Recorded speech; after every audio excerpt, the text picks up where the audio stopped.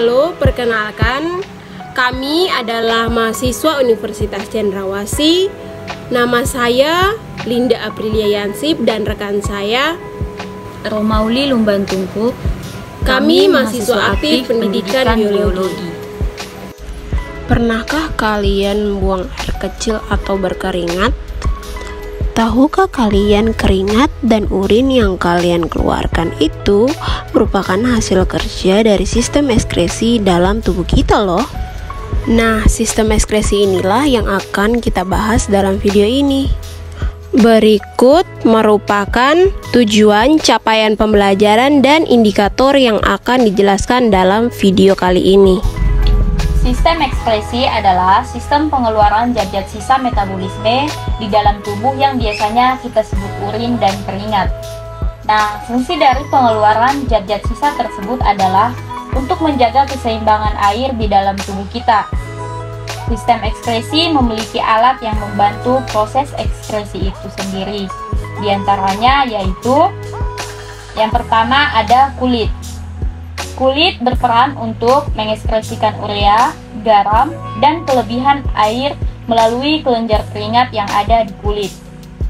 Kulit atau integumen terdiri dari beberapa bagian, yaitu epidermis, dermis, dan hipodermis. Yang pertama ada epidermis. Epidermis adalah lapisan terluar kulit yang terdapat pori-pori sebagai tempat keluarnya keringat. Yang kedua yaitu dermis. Pada dermis terdapat pembuluh darah, akar rambut, dan ujung saraf.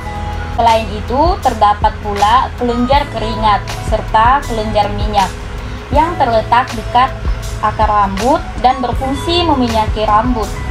Yang ketiga ada hipodermis. Hipodermis adalah lapisan yang melindungi tubuh dari suhu panas dan dingin karena mengandung banyak lemak. Yang berikutnya ada hati. Hati berperan untuk membuang urea, pigmen, empedu, dan racun.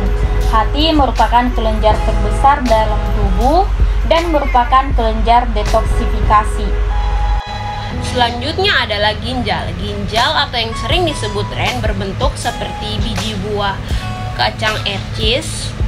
Fungsi ginjal adalah untuk menyaring darah yang masih bercampur dengan zat-zat sisa metabolisme. Proses ini akan menghasilkan zat sisa yang disebut urin. Proses pembentukan urin ini terjadi pada bagian ginjal yaitu nefron.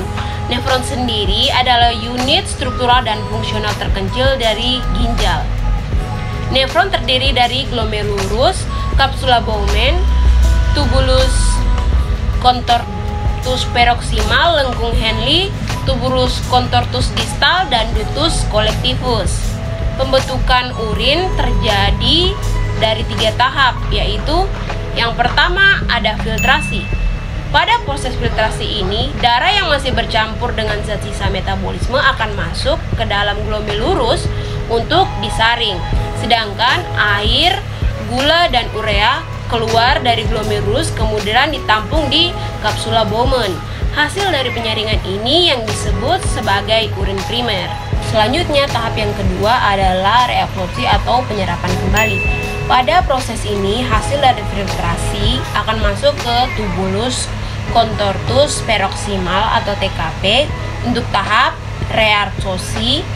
Dalam tahap ini, air, garam, gula yang akan diserap kembali oleh tubuh dan akan menghasilkan urin sekunder. Tahap yang ketiga yaitu augmentasi atau pengeluaran. Urin sekunder yang masuk ke dalam tubulus contortus distal atau TKD untuk proses augmentasi atau penambahan zat lain yang akan dikumpulkan.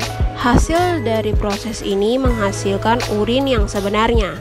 Urin ini yang akan dikeluarkan melalui saluran uretra. Selanjutnya yaitu organ yang keempat adalah paru-paru. Paru-paru merupakan organ ekskresi yang berperan dalam mengeluarkan karbon dioksida atau CO2 dan uap air H2O yang dihasilkan dari respirasi tubuh.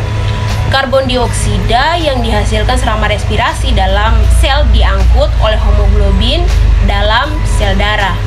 Nah, tadi itu adalah pemaparan mengenai sistem ekskresi. Semoga bermanfaat.